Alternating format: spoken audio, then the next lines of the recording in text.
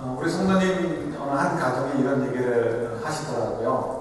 얼마 전 한국의 경주에서 지진이 있었나 보죠. 그래서 뉴스에서 지진이 난 걸 보면서 야, 이 캘리포니아도 빅1이 온다는 말이 있는데 우리도 지진 준비를 해야 되는 거 아니냐라고 얘기를 이제 하게 되었습니다. 그래서 뭘 준비할까? 뭐 이것저것 생각해도 지진 나면 무조건 일단 밖으로 도망가는 게 제일 필요한 것 같고, 나간 다음에는 당분간 버텨야 될 뭔가가 있어야 되겠죠. 그래서 크레딧 카드나 이런 것들도 은행이 움직이지 못할 수도 있을지 모르니까 캐시를 준비하자. 그래서 1불짜리로 100불, 5불짜리로 100불, 10불짜리로 100불, 20불짜리로 100불, 100불짜리는 또 몇 개 준비하실지 모르지만 그렇게 준비를 하셨다는 것입니다. 아주 꼼꼼하게 준비를 잘 하셨죠. 그래서 이제 가족끼리 얘기하기를 지진이 나면 뭐 다른 거 일체 생각하지 말고 이거 한 가지만 들고 나간다. 그래서 밖에서 만난다. 이렇게 약속을 했다고 합니다. 그래서 현관 근처에 쉽게 가지고 나갈 수 있는 곳에 둬야 되겠죠. 그렇지만 이게 캐시니까 그냥 또 둘 수도 없으니까 이제 또 적당한 위장이 필요하겠죠. 그래서 위장을 해가지고 두었습니다. 며칠 두고 이제 잊어먹고 있다가 또 한 번 경주에서 지진이 났다는 뉴스가 났습니다. 그래서 그걸 보고서 야, 우리 진짜 한번 이번에 시뮬레이션 한번 해보자. 한번 우리 연습 한번 해보자 해서 자, 지진이 났어? 그럼 남의 집에 아무것도 신경 안 쓰기로 했어? 뭐 하나만 쥐고 가기로 했지? 하면서 이제 그걸 찾습니다. 근데 그게 어디든지 안 보이는 거예요. 어디로 갔을까요? 캐시니까 누가 집어다 쓴 게 아니고요. 그 며칠 사이지만 잘 위장을 하는 바람에 분명히 나가면서 금방 손에 잡을 수 있는 곳에 두었지만 그걸 어디다 뒀는지 잊어먹어버린 거예요. 그래서 그냥 한참 찾다가 결론은 어떻게 내렸냐면 우리 이거 찾다가 다 죽고 마겠다 이렇게 했다는 거죠. 우리가 참 기억해야 될 것들, 꼭 기억해야 될 것들이 있는데 그 기억할 것들을 쉽게 잊어먹는 경우들이 많이 있습니다. 그래서 이럴 때도 좀 당황스럽기도 하고요. 우리 신앙생활에서 너무 이 기억이라는 것이 중요합니다. 그래서 성경에 보면 이 기억에 대한 것들을 굉장히 아주 이렇게 하나님께서 아주 심도 있게 배려해 놓으신 것들을 보게 됩니다. 성경에 보면 이제 이 중요한 것이 두 가지가 있죠. 하나는 율법이라는 것, 말씀이라는 게 중요하고요. 또 다른 성전이라는 것이 중요합니다. 이 두 가지가 주어졌습니다. 이 성전과 율법 또는 말씀인데요. 율법 그러면 또 저희가 또 거부감이 들어서 생기지만 어쨌든 이 율법, 말씀과 성전을 왜 주셨을까? 이유가 있겠죠. 이 두 가지는 전부 다 우리가 꼭 기억해야 될 것과 연결이 되어져 있습니다. 그래서 하나님께서 당시 유대인들에게 이 율법과 성전을 주시면서 그 속에서 꼭 기억해야 될 것들을 잊지 말라라고 하시면서 주신 거죠. 이제 그 의미를 좀 잠깐만 볼게요. 근데 왜 유대인들이 이렇게 하나님으로부터 받은 성전과 율법에 대해서 우리가 알아야 될까요? 이유는 뭐 다른 거 아니죠. 이게 그냥 주이시들에게 준 것이 아니고요. 유대인 피를 가진 사람들에게 준 것이 아니죠. 당시에는 하나님을 믿는 사람들, 당시에는 그리스도인이라고 표현해도 좋겠죠. 성도들, 그리스도인들, 하나님의 백성들, 그러면 누구예요? 그냥 유대인이라는 그런 이렇게 가장 큰 공통분모로서 유대인으로 이렇게 통했기 때문에 그렇습니다. 그래서 그때는 유대인 그렇게 얘기한 거고요. 지금 말을 풀어 얘기한다면 하나님의 백성들, 예수님의 제자들, 또 성도들, 교인들 이렇게 얘기해도 되겠죠. 그래서 우리 성도들, 교인들에게 왜 하나님께서 당시에 율법과 성전을 주셨을까에 대해서 한번 잠깐만 생각해 보려고 합니다. 이거 아주 심플합니다. 성전 한번 생각해 보세요. 오늘 본문도 성전과 관련이 있죠. 왜 하나님께서 예루살렘의 그 성전을 이렇게 짓게 하셨을까? 성전을 짓도록 말씀하셨을까? 이유가 뭐냐면 성전에서 뭘 합니까? 제사밥이 있죠. 성전에 와서 제사를 드리게 됩니다. 오늘날로 얘기한다면 교회 와서 예배를 드리는 것과 마찬가지죠. 예배를 드리고 제사를 드리면서 뭘 생각합니까? 우리에게 누가 있다? 예배드릴 대상자가 있다. 그러니까 하나님이 있다라는 거죠. 근데 그 하나님이 누구다? 그 하나님은 천지를 창조하신 분이시다. 우리도 창조하시고 만드신 분이시다. 우리를 이 땅에 보내신 분이시다. 우리의 주이시다. 우리의 구원자다. 이런 것들을 고백하게 되어지고 이제 이렇게 노래하게 되어지는 거죠. 그래서 예배를 통해서 하나님이 어떤 분인지를 알게 되어지고 하나님을 경외하게 되어지고 하나님을 예배하게 되는 거죠. 이 예배라는 것은 노래 부르는 것가 아니에요. 예배라는 건 지금 요 자리에 모여서 11시 예배, 이때 예배가 아니에요. 이 예배라는 것은 큰 의미로 우리 삶 전체가 하나님으로 인정해드리고 하나님을 경외하고 하나님을 사랑하면서 사는 삶, 이것이 예배라는 거예요. 성경이 얘기하는 예배죠. 그래서 요 성전에서의 그 축소 발견하게 되는 거죠. 동시에 무엇도 발견하게 되니까 나는 예배자라는 거예요. 내가 좋던 싫던 나는 경배드릴 대상이고 하나님께 경배하고 예배드리고 경외하는 삶을 살아야 되는 피조물이다라는 것을 발견하게 되는 거죠. 그래서 이 성전을 통해서 뭘 기억하라? 우리는 창조주를 기억하라는 거예요. 온 우주의 주인이시고 우리의 운명을 결정하시는 여호와 하나님, 세상을 심판하신 여호와 하나님을 기억하라라는 것이 포함되고요. 또 우리도 마땅히 피조물로서 하나님을 경배하는 삶을 살아야 된다는 것을 기억하라는 의미로 성전을 주신 거죠. 그 다음에 이제 중요한 거, 더 많은 이제 부분을 차지하는 것이 말씀이죠. 율법, 말씀이라고 표현할게요. 말씀은 우리에게 왜 주셨을까? 이 율법을 통해서 우리 사람들은 내 마음대로 살고 싶단 말이에요. 내 원칙대로 살고 싶고, 내 감정대로 살고 싶고, 내가 원하는 욕심을 따라 살고 싶단 말이에요. 근데 율법은 그렇게 하지 못하게 되어 있죠. 너 원수가 있는 사랑해라. 너 이렇게 정말 남을 미워하면 안 된다. 속이면 안 된다. 정직하게 행해야 된다. 남의 아내를 탐내면 안 된다. 가늠하지 말라. 살인하지 말라. 이런 여러 가지 말씀들이 있단 말이에요. 이런 말씀을 통해서 우리가 뭘 하라는 거예요? 괴로워하라는 거예요. 괴로움을 통해서 뭘 하라? 아, 그렇구나. 나는 내 마음대로 살 수 있는 존재가 아니고, 누군가의 명령에 순종하며 살아가야 되는 피조물에 지나지 않구나. 근데 그 하나님은 우리가 성전을 통해서 얘기했듯이 이 천지를 창조하신 분이고, 참 우주의 주인이시지. 그러니까 그분의 말씀에 내가 순종해야지. 순종하는 것이 결국 나를 만드신 이의 그 선하신 뜻대로, 매뉴얼대로 움직이게 되어지니까 선한 결과, 좋은 열매를 맺는 인생이 될 수 있겠지. 그래서 그 율법을 통해서 그걸 기억하라고. 그렇지. 나는 순종하는 삶을 살아야 되고, 이 순종하게 될 때, 정말 하나님께서 원래 창조하셨던 그 아름다운 인생을 살게 되는 거지. 하나님도 기억을 해서 너희는 어떻게 살아야 된다라는 답을 주시는 것이 바로 율법이라는 것입니다. 그래서 이 두 가지, 성전과 율법을 통해서 우리가 하여금 꼭 인생이 실패되지 않는 인생, 정말 진정한 의미의 성공하는 인생 되도록 하기 위해서, 후회되지 않는 인생 되도록 하기 위해서 기억해야 될 것들을 가르쳐 주신 거죠. 그래서 우리가 이제 지난 몇 주 동안 주로 율법에 대한 것들을 주님께서 많이 말씀하셨기 때문에 얘기를 했는데요. 오늘 이 성전과 관련된 얘기를 잠깐 짚고 넘어가려고 합니다.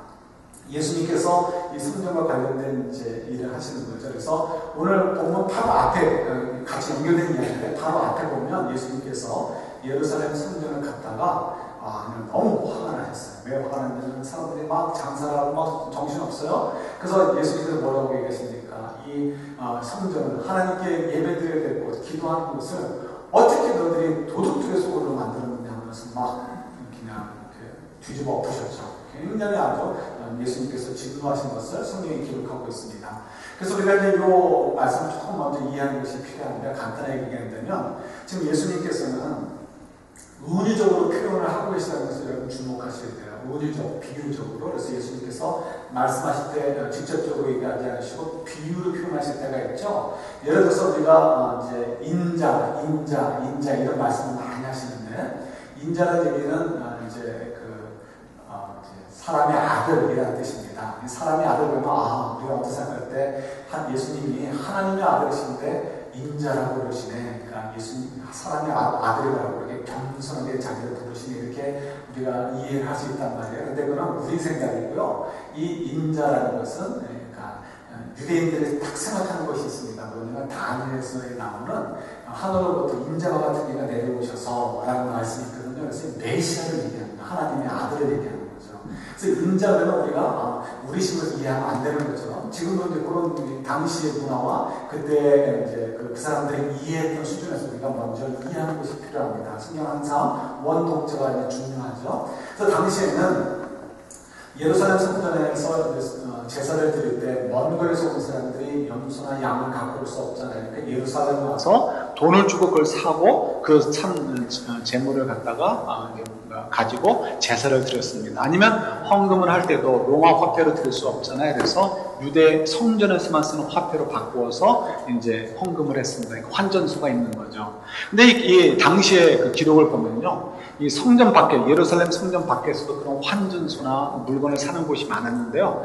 거기는 소위 말해서 바가지가 많았어요. 바가지가 많아가지고 그냥 도둑놈들이다 막 이렇게 욕먹을 정도로 그런 일들이 많았습니다. 그런데 이 성전 안에서 요 장사하고 아니면 환전해주는 사람들은 평이 굉장히 좋았습니다. 밖에보다 더 싸게, 정직하게, 정말 실제로 제사를 드리는 사람들에게, 헌금할 사람들에게 실제적인 편의를 제공해 주려고 했던 것을 이제 우리 당시의 기록들을 보면 알 수 있습니다. 그러니까 예수님께서 그 사람들을 보면서 이 도둑놈들아라고 얘기하는 것은 넌센스죠. 말이 안 되는 얘기예요.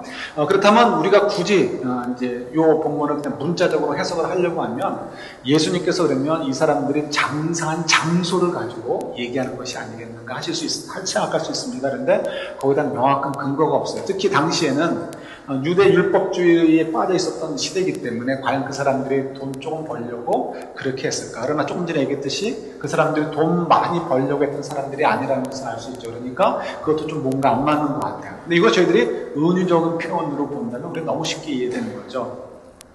왜 도둑놈의 소굴로 만들었느냐라고 하는 거. 우리 처음에 우리 기억해야 될 게 뭐였었죠? 성전은 뭐라고요? 하나님께 나와서 하나님을 경배하고 예배하는 곳이에요. 하나님을 높여드리고 전심으로 하나님께 나는 하나님을 예배하는 자입니다. 하나님을 따르는 자입니다. 노래 부르는 자입니다가 아니고 하나님의 종으로서 하나님을 섬기는 자입니다. 하나님 뜻대로 살아야 되는 자입니다라고 고백하는 것이 바로 이 제사의 의미고 예배의 의미죠. 그것을 와서 진심으로 회개를 합니다. 회개라는 것이 하나님 제가 죄를 졌습니다. 그리고 죄송합니다 하고는 돌이켜가지고 또 그 죄를 반복하는 거. 무한 반복하고 이쪽에 와서도 무한 반복해서 회개하는 거. 이게 회개가 아니에요. 회개라는 것은 가슴 아파하면서 실제로 그 삶에서 돌이키는 것입니다. 한 번에 안 되면 10번을 넘어지더라도 결국 그것 때문에 마음을 불어하면서 돌이키는 것이 진정한 회개인 거죠. 그런데 지금 이 예루살렘 성전에서 벌어지는 일들은 이런 것과 아무 상관이 없다는 거예요. 좋은 물건을 가지고 와서 제물을 드리고 많은 돈으로 헌금을 하지만 그리고 이 헤롯의 성전은요 솔로몬의 성전보다 더 화려했다고 합니다. 더 크고 그만큼 엄청난 규모. 나중에 로마가 이 예루살렘 성전을 허물어버린 이유 중에 하나가 괘씸해서도 허물었지만 그 예루살렘 성전에 있는 그 금들, 그 금박들을 긁어 모아가지고 어디로 가져가요? 로마에 가가지고 황제가 마침 했던 이 이벤트, 그러니까 큰 이제 일을 하는데 돈이 좀 딸렸거든요. 로마 제국도 딸렸단 말이에서 그 금박들을 끌고다가 다 갖다 바쳐가지고 그래가지고 이제 그 일들을 하는데 사용할 정도로 그렇게 이제 화려했단 말이에요. 그러니까 이런 화려한 곳에서 너희들이 와서 좋은 물건으로 제물을 드리고 해도 너희들의 마음은 어디가 있냐는 거예요. 너희들의 마음에 정말 하나님을 경외하는 마음이 있고 너희들의 마음에 진정으로 하나님께 회개하는 마음이 있냐는 거예요. 없다라는 거죠. 그러니까 지금 이 성전이 이렇게 오랫동안 있었지만 아무 쓸모없는 아무것도 아니라는 거죠. 실제로는 와가지고 뭐예요? 마음은 딴 데가 있는 거죠. 마음은 딴 데가 있고 자기들의 어떤 정치적인 유익이나 경제적인 유익을 위해서만 그 성전을 이용해버리는 그죠? 그런 모습들. 그러니까 그야말로 너희들이야말로 정말 도둑놈들 같은 인간들이고 여긴 정말 하나님 앞에 정직하게 하나님을 경배해야 될 곳인데 너희들이 딴 마음 가지고 너희들의 이익만 추구하니까 여긴 그야말로 뭐가 되었다고 도둑놈의 소굴이 된 것이다라고 얘기하고 계시는 거예요. 이 말씀이 좀 더 어떻게 이제 오늘 본문과 연결되어지고 또 마태복음 24장이나 요한복음 2장 같은 데 보면은 이런 말씀들을 여러분 더 잘 이해하실 수 있어요. 그래서 지금 예수님께서 하시는 것은 지금 성전이 어떻다? 완전히 이 기능이 정지되었다는 거예요. 하나님을 만나는 장소가 아니고 하나님 만나주시지 않으시는 그냥 허울만 있고 너희들끼리만 좋다고 하는 그런 도둑들의 부정직한 사람들만의 모임으로 되어버린 전락해버린 것이 바로 성전이다라고 지금 예수님께서 질타하시는 거예요. 결국 이제 핵심은 뭐예요? 예수님이 그 진짜 성전의 역할, 히브리서에 나와 있는 말씀대로요, 이런 가짜 성전이 아니고 진짜 성전으로서 예수님께서 그 역할을 대신하실 것이라는 것을 지금 은연중에 말씀하고 계시는 거예요. 그래서 오늘 본문으로 넘어오도록 하겠습니다. 오늘 본문에 보면 재밌는 얘기가 나오죠. 여러분 이것은 벳바겐이라는 동네에서 벌어진 것입니다. 그래서 이 무화과 나무들이 많은 올리브 추리들이 많은 이제 마운틴 근처에 있는 마운틴이라고 해서 큰 산이 아니고 여기 보이는 언덕과 같은 그런 곳이죠. 그런 곳에 있는 이제 동네에서 벌어진 일입니다. 그는 이제 무화과 나무가 많았던 것 같아요. 그러니까 이제 이렇게 이 동네 이름이 그 벳바겐이라는 이라고 붙었는데요. 이 벳바겐이라는 이름이 의미가 뭐냐면요 이렇습니다. 그러니까 무화과, 그러니까 열매가 아직 익지 않은 무화과 나무 열매의 집. 그러니까 그런 열매가 익지 않은 무화과 나무가 얼마나 많았으면 그 동네 이름을 익지 않은 무화과 나무 열매의 집이라고 했겠습니까? 그만큼 그런 열매들이 많은 곳인 거죠. 그런 곳에서 바로 그 익지 않은 무화과 나무 열매 때문에 벌어지는 사건이 오늘 사건입니다. 이 무화과 나무의 특징이 한 3월경에 초봄에 먼저 한번 열매가 맺힌다고 합니다. 근데 그 열매는 그냥 푸른색으로, 그린색으로, 녹색으로 있다가 떨어져서 없어져 버리고요. 그것이 떨어지고 없어진 다음에 진짜 무화과 나무 열매가 맺혀가지고요. 8월이나 그 이후에 따먹게 되어진다고 합니다. 그래서 좀 특이한 나무죠. 그런데 그렇지만 지금 예수님께서 요 때는, 예수님의 때에는 지금 이 사건이 벌어진 때는 바로 그 초봄, 3월, 4월경인 거죠. 그때 벌어진 일이죠. 그래서 잠깐 열렸다가 떨어져서 사람들이 잘 먹지 않는 그런 과일이 먼저 열리는 그런 때입니다. 그렇지만 이제 이 가난한 사람들은 여행객들, 요즘이야 뭐 크레딧 카드도 있고, 뭐 가면 식당도 있고, 뭐 모텔도 있고, 호텔도 있지만 옛날에 그런 거 없잖아요. 그러니까 돈 몇 푼 가지고 다니다가 돈 떨어지면 가서 또 일하다가 일해서 벌어서 또 여행 가고 했던 시대죠. 그래서 이때 당시에 가난한 여행객들은 뭐 마음대로 먹을 게 없잖아요. 그래서 그런 웬만하면 먹지 않는 그런 설익은 과일, 그래서 땅에 떨어지고 수확하지 않는 그런 그 과일도 따먹었다고 합니다. 그래서 예수님께서도 지금 바로 그 상황인 거예요. 예루살렘에 이제 잠자리가 부족하니까 벳다겐이나 또 그 옆에 나사로의 집에서 이제 묵으시면서 왔다 갔다 하시는데 가까운 거리니까요. 그런데 이제 한 번은 이제 그 길을 오가다가 너무 시장하신 거예요. 시장하시니까 뭐 먹을 거 없으니까 어떡합니까? 그냥 잘 먹지 않는 과일이지만 그래도 따먹으시려고 이 무화과 나무에게로 가신 거예요. 그런데 이 잎은 무성한데 보니까 있어야 될 그 유가가 그냥 떨어져 버릴 그 과일이 없는 거죠. 잘 안 먹는 건데 어쨌든 그거 없으니까 이제 주님께서 화를 내시면서 이 열매 없는 나무야, 너는 이제 평생 이렇게 있다가 죽어버릴 거야 라고 이제 저주를 하시더라도 실제로 그 나무가 말라서 죽어버리고 맙니다. 여러분, 이 말씀이 어떻게 생각되십니까? 만약 진짜 이렇게 행동하는 분이 우리 주변에 있으면은 정말 곤란할 것 같아요. 정말 곤란할 것 같아요. 그래서 여러분 잘 아시는 버트란드 러셀이라는 분이 나는 왜 기독교인이 아닌가라는 책에서 요 이야기를 좀 터치를 했습니다. 언급을 좀 했습니다. 그래서 이 이야기를 보라 이거예요. 자기는 왜 그리스도인이 될 수 없느냐? 그러니까 성경을 몇 가지 얘기하면서 여러 개를 얘기하면서 이래서 나는 안 믿는다 하는 건데 그 중에 하나가 이분인 거예요. 예수님이 보라 이거예요. 인격적으로 도덕적으로 이 수준이 너무 낮은 사람 아니냐 이거예요. 자기 배고프다고 좀 열매 없는 나무를 향해서 저주로 나무를 말라버리게 하는 그런 수준이라면 우리가 어떻게 믿겠냐는 거예요. 자기가 생각할 때는. 그래서 예수를 믿을 수 없고, 예수는 소위 말해서 4대 성인을 얘기한다면 소크라테스나 소카모니보다 레벨이 한참 아래에 있는 사람이 지나지 않는다 이렇게 써버린 거예요. 그래서 그 사람은 그렇게 생각을 한 거죠. 그러나 아까 제가 얘기했듯이 그때 당시의 문화나 은유적인 표현을 모르면 이렇게 무식한 얘기를 하는 거예요. 이분이 이렇게 석학이지만 그래도 좀 유대인들의 문화나 그 의미들을 좀 알고 얘기했으면 얼마나 좋았겠어요. 그런데 그걸 모르니까 이분이 이제 부득불 이제 무식한 얘기를 하게 되신 거죠. 아까 얘기했듯이 인자란 말이 특별한 의미를 갖는 것처럼 이것도 이제 특별한 의미를 갖습니다. 그래서 무화과 나무라는 것은 이제 유대인들에게 있어서는 이 성전과 좀 관련이 있다고 합니다. 그래서 저도 이건 충분히 연구를 못했지만 그런 이제 이야기들이 있는데 솔로몬 시대에는 성전, 하나님의 첫 번째 성전이 세워진 시대죠. 그래서 솔로몬 시대를 솔로몬 성전의 시대로 이해를 합니다. 근데 솔로몬의 성전의 시대를 이야기할 때 포도나무와 무화과나무 열매가 풍성했다라고 표현합니다. 그래서 솔로몬 성전의 시대를 이제 이 무화과나무와 연결해서 이해를 하는 유대인들이 있었던 거죠.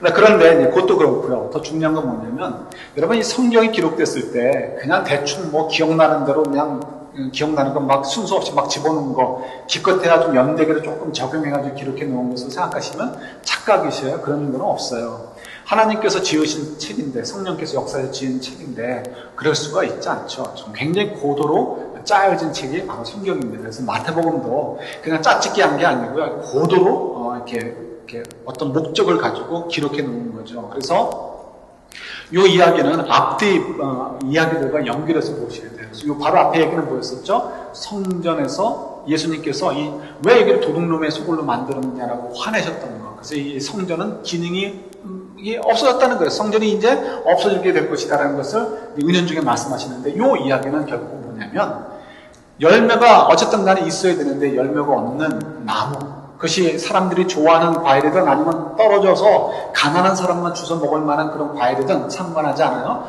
과일이 열려야 되는 때 과일이 없는 그 무화과나무를 보면서 안타까워하시는 예수님. 그래서 이 무화과나무를 죽여버리신 것은 예수님이 이 자기밖에 모르고 인내가 없는 그런 분이라는 것이 아니고요. 뭐를 표현하고 싶은 거예요? 지금 은유적인 표현으로, 비유적인 표현으로 뭘 표현하고 싶은 거예요? 성전. 무화과나무는 성전을 상징한다고 해서 성전이 이제는 필요 없게 되어졌다. 성전은 이제 무너지게 될 것이다. 성전은 이제 망했다라는 것을 이 무화과나무를 통해서 말씀하고 계시는 거예요. 그래서 이 무화과나무가, 그래서 이제 이 24장에, 마태복음 24장 뒤에 가면은 이제 성전이 좀 더 구체적으로 완전히 무너지게 될 것을 이제 좀 더 직접적으로 말씀만 하시죠. 그리고 요한복음 2장에서는 이 성전이 없어지면 사흘 만에 자기가 새 성전을 짓겠다. 근데 그 성전이 누구예요? 예수님을 얘기하는 거죠. 그래서 지금 이 말씀은 결국은 성전이 무능해졌고, 의미가 없고, 아무것도 뭐 도움이 안 되는 것으로 전락되어졌고, 그래서 아무 도움이 안 된다는 거죠. 우리가 하나님을 만나고, 하나님 앞에 회개하고, 하나님과의 그 교제를 갖는데 아무 의미가 없어졌어요. 그래서 이제는 예수님을 통해서 일을 이루게 된 것이다라는 것을 지금 은유적으로 말씀하고 계시는 거예요. 그런데, 그러니까 이제 뭐예요? 적어도 버트란트 러셀이 하는 오해는 저희들은 이제 할 필요 없는 거예요. 우리가 조금 더, 그분보다는 고고하고 좀 더 알기 때문에, 그때 당시의 문화나 언어들을 알기 때문에 그런 오해는 할 필요가 없는 거예요. 다행인 거죠. 그래서 주님께서는 지금 이제 그것을 이제 우리가 이제 알도록 하기를 원하시면서, 이제 우리 21절과 22절 말씀을 또 우리에게 주시죠. 우리 21절과 22절 다시 한번 같이 봤으면 좋겠습니다. 21절과 22절 한번 다시 한번 읽어보는데요. 예.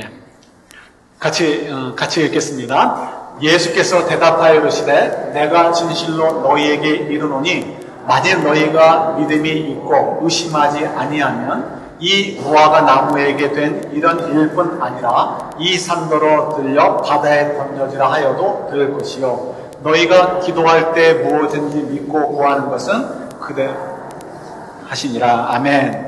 여러분 이 말씀을 들으면서 그대로 아멘이 되셔야 마음속에 갈등이 생기죠. 우리에게 이런 일이 안 벌어지는 것 같은데 왜 이런 말씀을 하셨을까?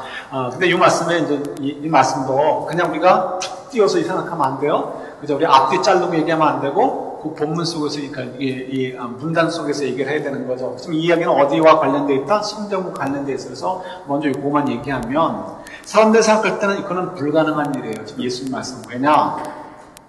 성전이 없이 어떻게 예배를 드리고, 성전이 없이 어떻게 하나님께 제사를 드리고, 성전이 없이 어떻게 회개를 할 수가 있고, 그게 히브리서의 그 독자들이 갖는 고민이었어요.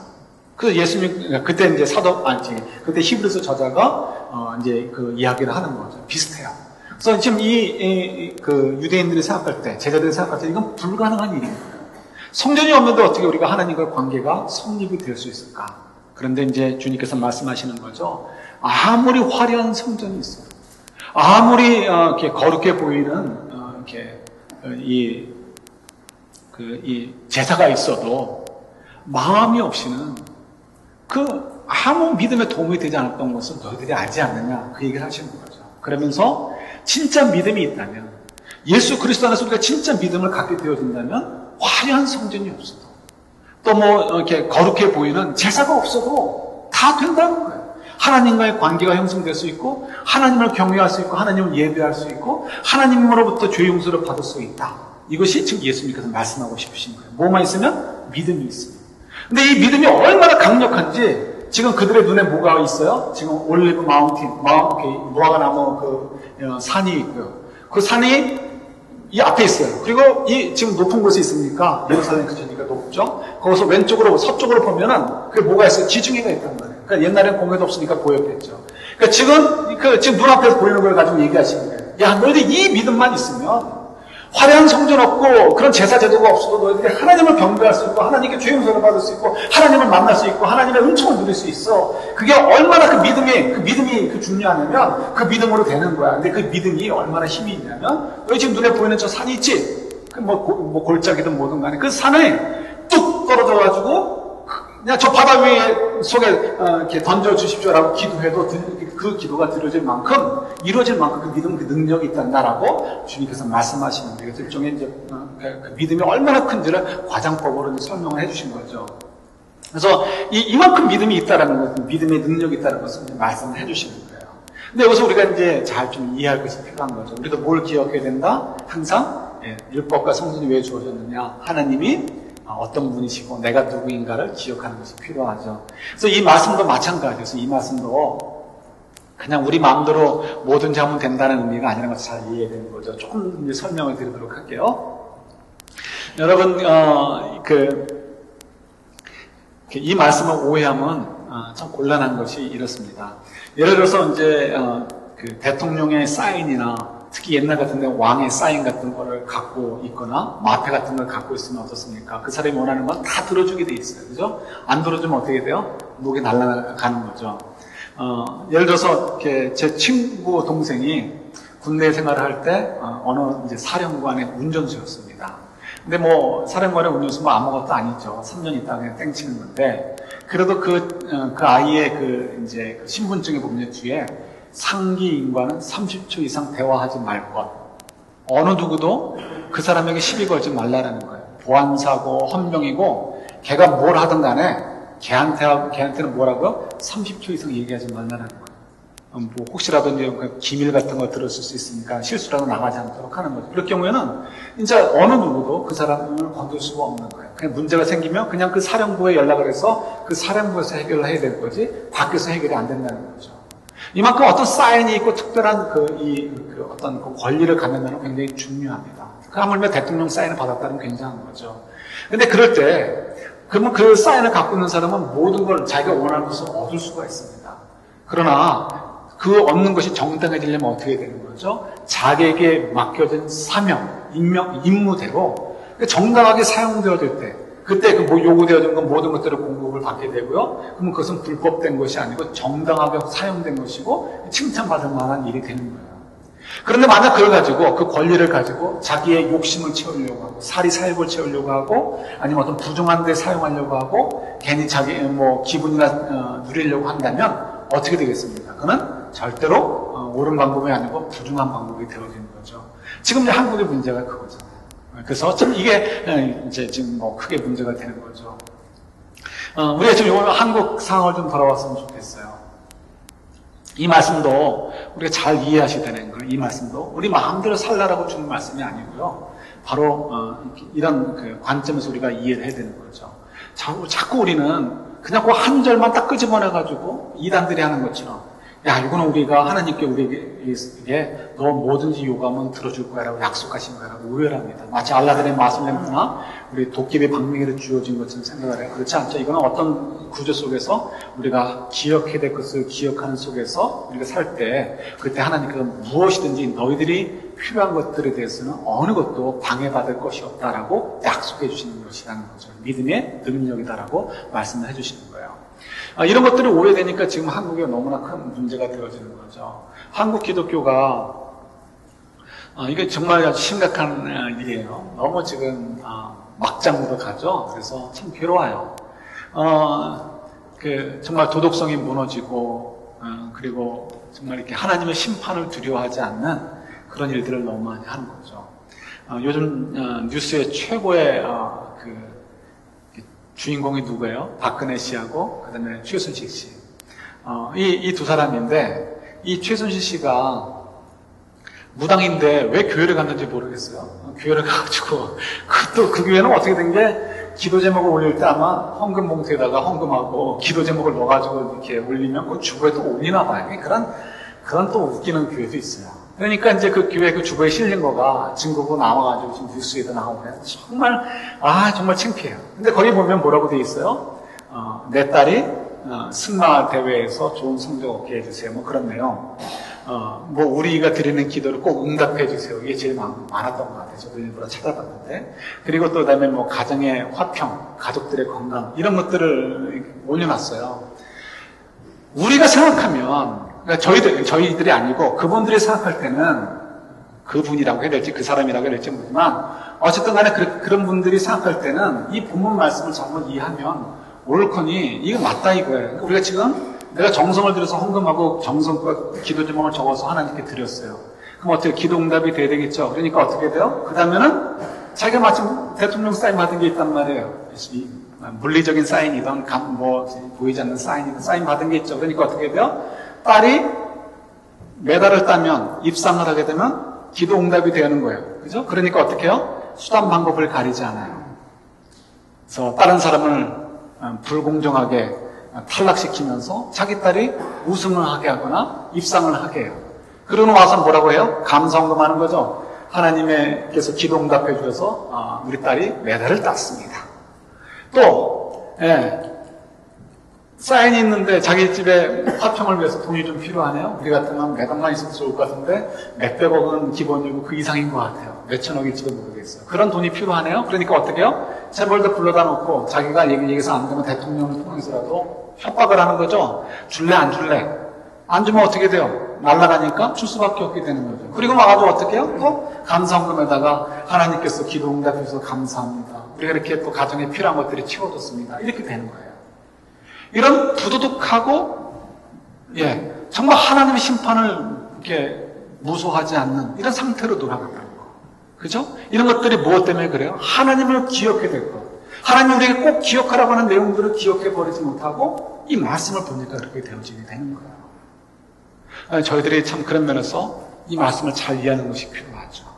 이런 정말 이런 것들을 어떻게 우리가 뒤집어 엎어서 다시금 교회가 어떤 그 거룩성을 회복하고 성도들이 정말 어떻게 하면 이 거룩함을 남다름을 보여줄 수 있을까? 이게 참 우리들의 큰 숙제이기도 합니다. 우리 그리스도인들이 얘기를 하죠. 우리는 이 땅에서 이렇게 살다가 죽는 것이 우리 인생이 아니고요. 우리는 천국에 갈 것입니다라고 얘기를 합니다.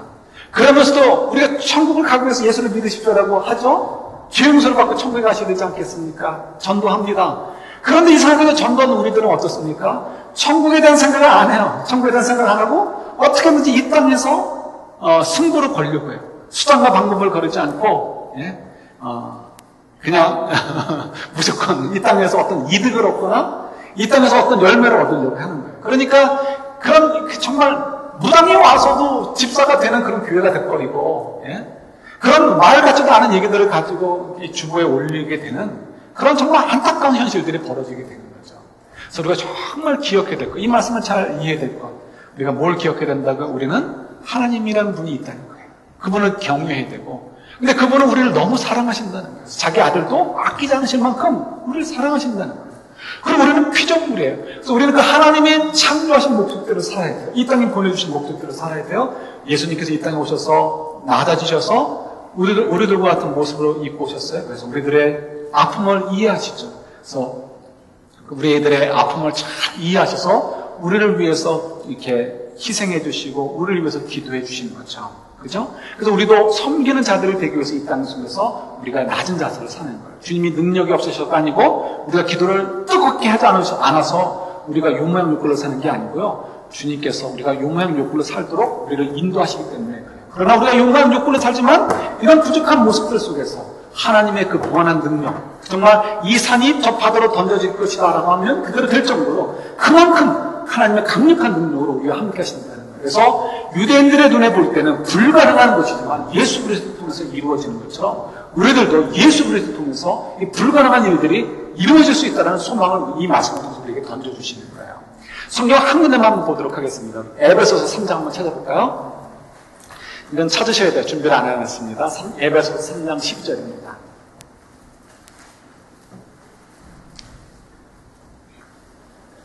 에베소서 3장 12절입니다.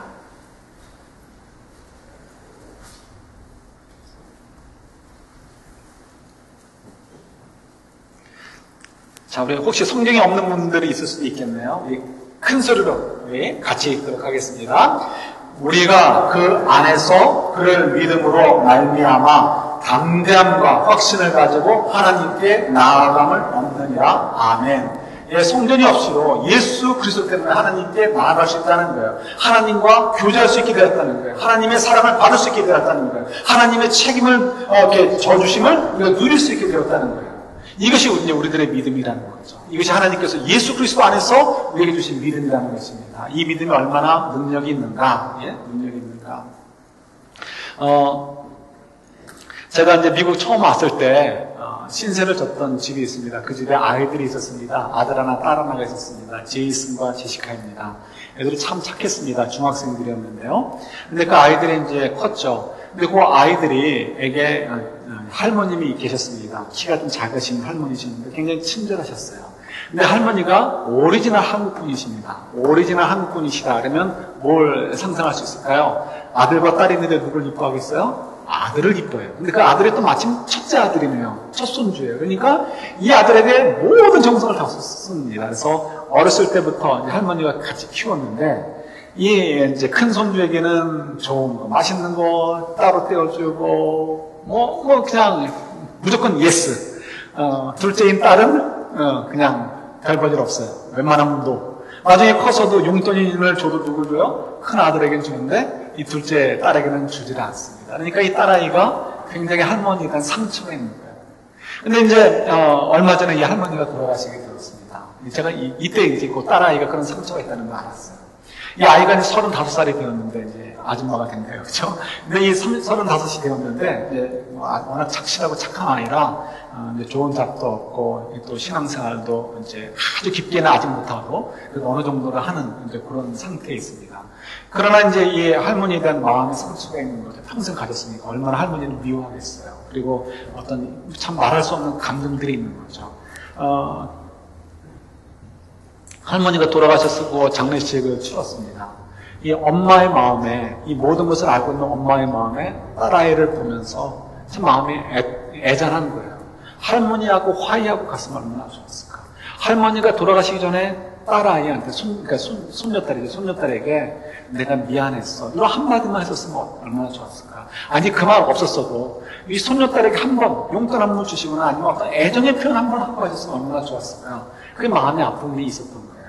그런데 이제 장례식이 끝나고 며칠이 지났는데 엄마는 아무 얘기도 못하는 거죠. 마음으로 기도만 하고 있는 거죠. 그런데 갑자기 따님에게 전화가 왔습니다. 자기가 오늘 운동을 하다가 갑자기 하늘을 보고 싶어서 하늘을 이제 쳐다봤다고 합니다. 하늘을 쳐다봤는데 그 동부의 그 맑은 하늘, 그 하늘이 딱 보이고요. 초가을의 하늘인 거죠. 그 하늘을 딱 보는데 갑자기 할머니가 딱 나타나가지고 할머니가 자기를 많이 보면서 웃더라는 거예요. 그리고 할머니 옆에는 천사가 둘이 양옆에 서가지고 할머니를 이제 모시고 하늘로 이제 올라가는 그걸 봤다는 거예요. 그러면서 엄마한테 전화해가지고 You cannot believe it 하면서 이건 뭐 조킹하는 게 아니고 진짜라는 거죠. 자기가 진짜 봤다는 거죠. 하면서 얘기하는 게 뭐냐면 할머니가 다른 거 한마디도 얘기하는 게 없어요. 그냥 정말 그 애정 어린 모습으로 눈빛으로 자기가 눈 한번 맞춰준 거. 그 외에는 없는 거예요. 자기를 보고 웃어준 거 외에는 없는 거예요. 그러면 하늘로 올라가 버리신 거예요. 환상으로 본 거라 할지라도. 그런데 놀랍게도 거기서 그 딸 아이의 마음, 그 손녀딸의 마음이 녹아져 버린 거예요.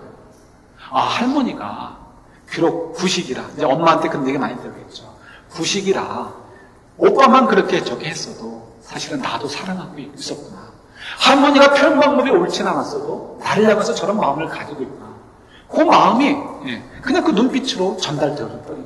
이게 다 말로 설명이 안 되는 거죠. 그러면서 지금 이 땅에서 이렇게 됐어도 천국에 올라가면 또 할머니와 얼마나 좋은 시간을 가질 수 있을 것인가. 그런 생각에 그냥 살짝 스치면서 그 가졌던 마음의 응어리가 싹 녹아져 버린 거예요.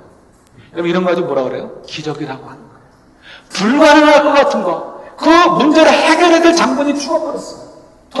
돌아가셨어요. 이젠 불가능할 것이다라고 생각했던 것이 주님 안에서 이 믿음이라는 것 때문에 놀랍게 이렇게 해결되어지는 일들이 벌어지게 되는 거죠. 이것이 오늘 본문을 통해서 우리 성전에 대한 이야기지만 결국은 이걸 통해서 믿음은 우리 눈에 화려한 성전이 없는 것처럼 우리 눈에 어떤 거룩해 보이는 제사들이 없는 것처럼 내가 꼭 필요한 것이 없어서 우리가 삶이 너무너무 미저러블하고 너무너무 정말 이렇게 회색 빛깔처럼 느껴져가고 하는 그 순간이지만 어떻게 그 믿음, 그리스도께서 우리에게 주신 그 믿음, 그리스도 안에서는 이 불가능해 보이는 것들조차도 어떻게 해요? 놀랍게 하나님의 능력이 임해서 이게 믿음이라는 능력으로 말미암아 역전되어져가지고 무너지고 불가능한 것들이 해결되어지고 불가능한 것들 속에 가능한 어떤 열매들로 맺어질 수 있는 것이 우리들의 삶이다라는 그런 교훈을 저희들에게 주신 거예요. 이것이 오늘 저희들에게 주신 메시지이기도 합니다.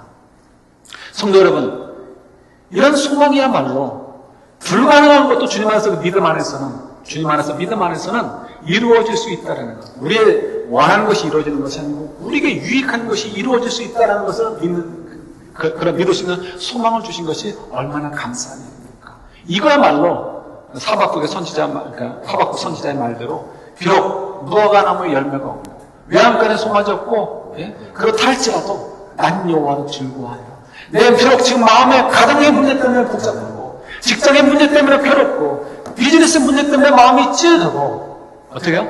내가 예수 그리스도 안에 있기에 결국 예수님께서 모든 것이 합력해서 선을 이루실 것을 믿기에 그 소망이 반드시 이루어질 것이기에 불가능해 보이는 것들도 반드시 가능한 것을 옮겨놓을 것을 믿기 때문에 나는 여호와로 즐거워하리라고 우리도 고백할 수 있게 되는 거죠.